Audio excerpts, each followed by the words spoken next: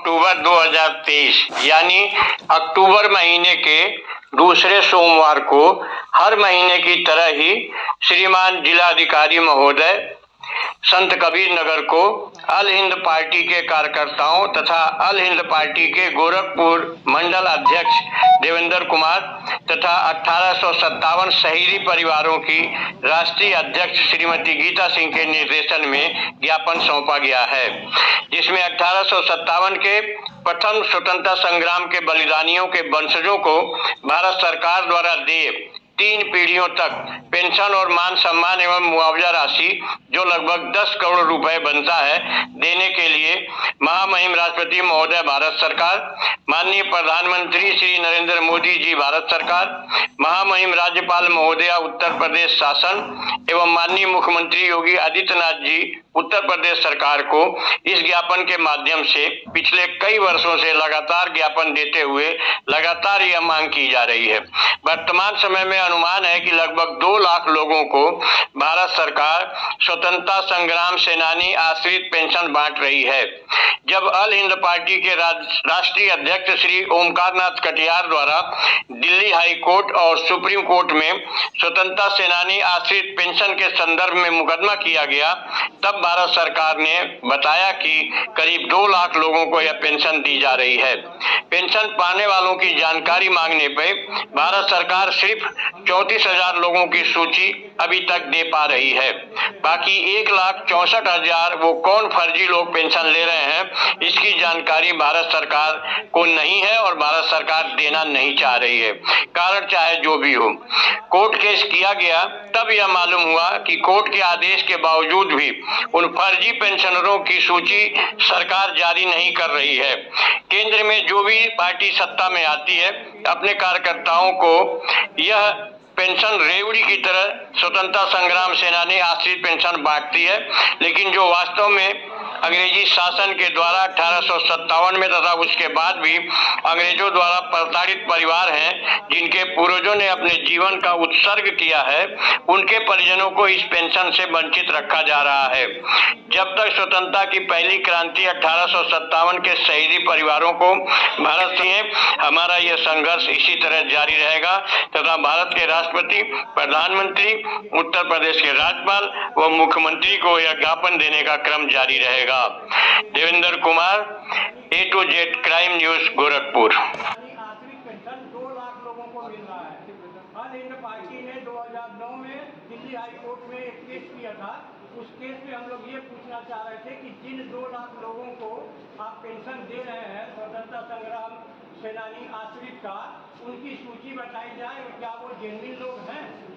उसके बाद में ये मोदी सरकार चली गई सुप्रीम कोर्ट में और सुप्रीम कोर्ट ने भी ये आदेश किया कि जो दिल्ली हाई कोर्ट का आदेश है, अगर आप 2 लाख लोगों को स्वतंत्रता संग्राम सेनानी आश्रित पेंशन दे रहे हैं तो उनकी सूची जारी कीजिए।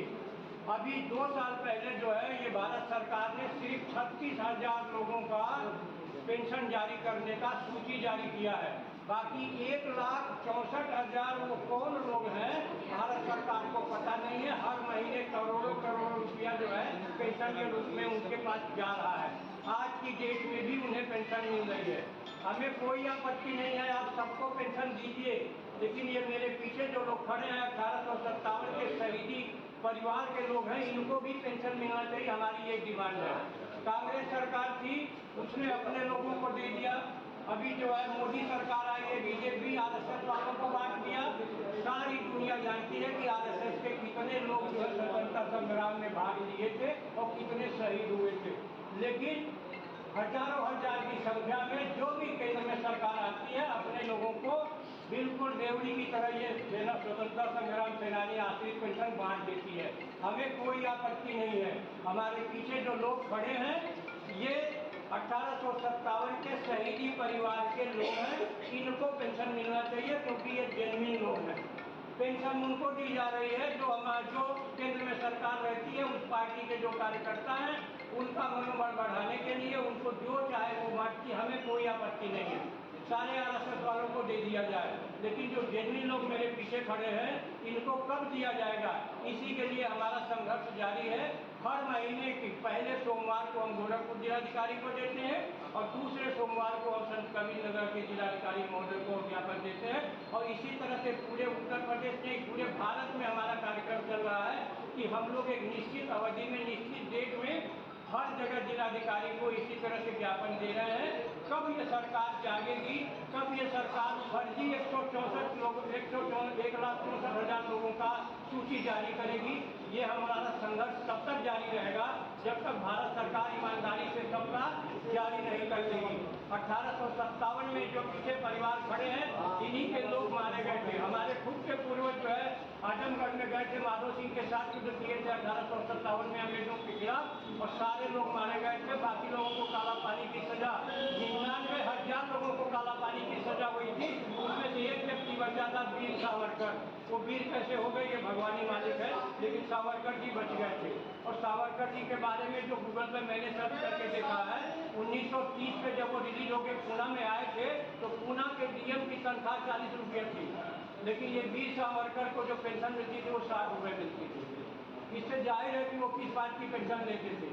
उन्हीं का स्टेटमेंट है कि सुभाष चंद्र बोस की फौज में शामिल मत होना, अंग्रेजों की फौज में शामिल होना। और यही कारण है कि जब चौरी चौरा में कांड हुआ था तो अंग्रेजों के सैनिक नहीं मारे गए थे, उसमें अपने ही जो गद्दार सैनिक थे, जो अंग्रेजों के लिए सैनिक का काम कर रहे थे, वही लोग मारे गए थे।